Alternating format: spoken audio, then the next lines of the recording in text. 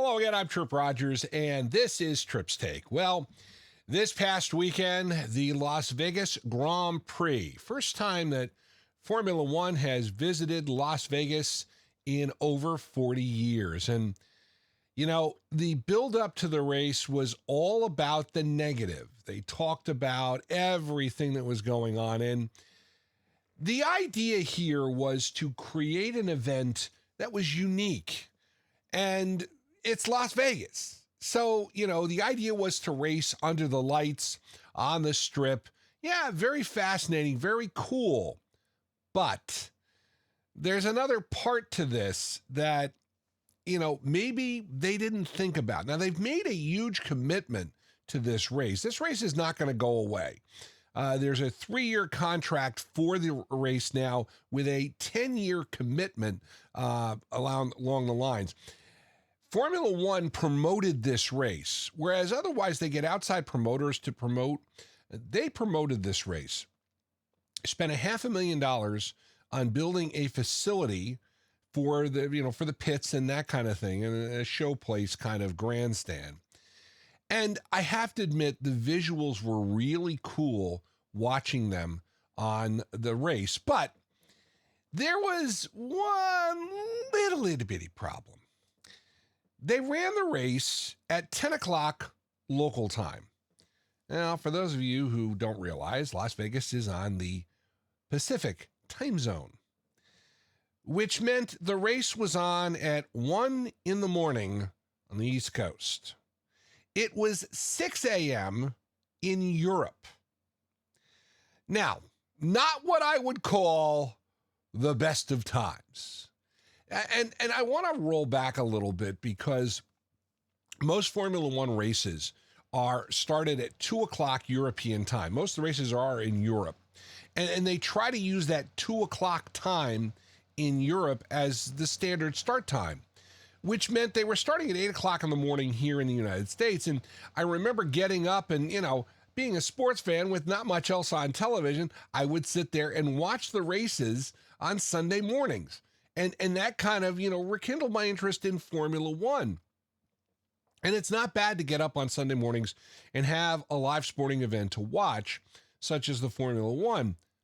But there's a limit to what I'll do. And I mean, there have been a couple times I've had trouble sleeping and I've ended up watching live Formula One at like 1 or 2 in the morning. I mean, not bad. It's not a bad way to spend time, but this is not what I would call optimum. Now, for years, if you're a sports fan or a sports radio fan, you have heard a comment on ESPN called East Coast bias. There's a bias to the East Coast. Everything's geared towards the East Coast. I mean, let's be realistic here. 2 of the 3 biggest markets in the United States are New York and Chicago, and they are towards the East Coast. So everything is kind of geared toward the East Coast. The West Coast, not so much. It's only in recent years that television executives said, hey, we got to worry about the West Coast. And it's resulted in later starting time for sporting events to accommodate that West Coast audience. But at some point, they've got to realize a lot of the country's population is east of the Mississippi. And starting an event at 1 o'clock in the morning, even on the weekends, not very productive for viewing audience. Now, again, this is Las Vegas we're talking about. So 10 o'clock start time, really not that bad, but drivers, organizers, team members, all just complained. The timing was bad. And of course, the weekend got started with the issue with the cover, the valve cover, which came loose, wrecked a car, caused damage on another car, and just started the weekend off very, very badly. What are you going to do? But after it's all said and done, I think Formula One did something that was really cool, but I think they need to really think about when they're going to do it. Now, there's another portion of this that you've got to also consider. They're running the race in November. one of the problems that everybody talked about was the fact that the temperatures were colder than they expected, than they normally run Grand Prix races. So that was one of the things, and the car's performances, that was something that the tire temperatures were really a huge concern with this weekend. The other concern and the other part of it is it's Saturday in November, and November means college football. You think ESPN is going to, let's say, run a Grand Prix race at 7 o'clock on the East Coast when they could be running college football? What do you think is going to get better ratings, folks? I mean, let's be realistic here. But one of the things I think that they really have to consider is moving the race up a little bit. Again, part of it was consideration for, Vegas. And again, you run the race earlier, but I think a compromise would be somewhere. I know you want the visuals of seeing them go down the strip and the strip all lit up and the spear was really cool. Yeah, I get that. But I think they got to run it a little earlier. I really think that this race should be run around 6 or 7 o'clock local time, which would be 9 o'clock on the East Coast. That's not bad. That's a compromise, because I'd be willing to stay up and watch the race if it was entertaining. But then again, Formula One this year has not been very entertaining. It has been the Red Bull Max Verstappen show. He's won 18 races this year. It is a season that is going to be storied and remembered for many, many years because of the total domination of Red Bull. Now, I'm going to go on the pod. There have been a lot of people, a lot of naysayers about this, but I will say the racing was very interesting to watch. It was a very positive race. And again, I thought the visuals were really good, but I think they need to think about having the race on live on the East Coast and having it at a decent time. Now, I'm not saying that a Formula One race at 9 o'clock on a Saturday night is going to outdraw college football. I'm not saying that.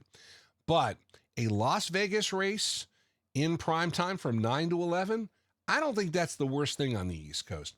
And it's something that probably ABC and ESPN are going to think about for next year, because it probably might make better racing, but it would also give them an interesting programming option rather than the tried and true Saturday night football.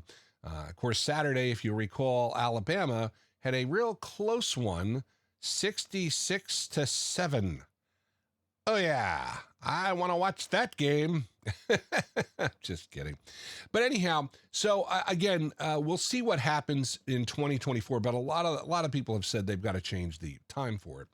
We're up to Thanksgiving weekend again, and talking about sporting events.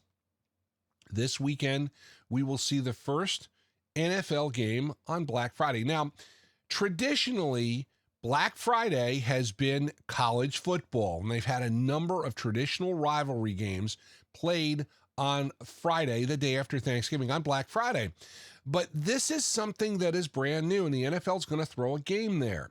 Well, it's kind of interesting because it was going to be an interesting contest between the Miami Dolphins and the New York Jets. And when they scheduled it originally, Aaron Rodgers was the New York Jets quarterback. Now he's not. And the Jets are a mess. The Miami Dolphins, of course, one of the not surprise teams this year, but they are really good. So this game will be interesting, and it will be available to everybody. This is not going to be locked away. Amazon will allow you to stream it.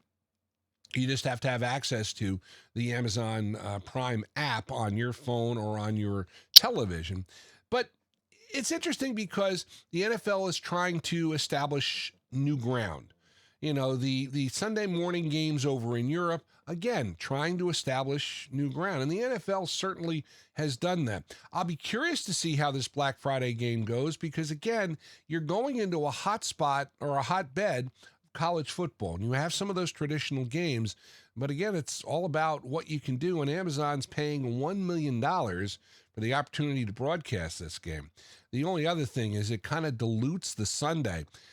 This last Sunday in the NFL, the 4 o'clock window, you had 3 games, and they were not very good. And I know you get that every so often, but they really top-loaded the schedule this weekend. And you're going to have 3 games on Thanksgiving in the NFL, and then you'll have 1 game, of course, you'll have a Monday night game and a Sunday night game, so that's not going to leave a whole lot on Sunday, although this is another week that there are no byes in the NFL, so it's going to be an interesting weekend. We'll see how this Black Friday game goes, but again, it's the New York Jets not looking for a whole lot. And that is Tripp's Take for November 23rd. Hey, I want to wish you a very happy Thanksgiving. I hope you enjoy it. Love to hear your comments and questions about Tripp's Take. Just email me, trippstake@gmail.com. Fantasy football players, the Hall of Famer Mike Scheck and I give you our fantasy information.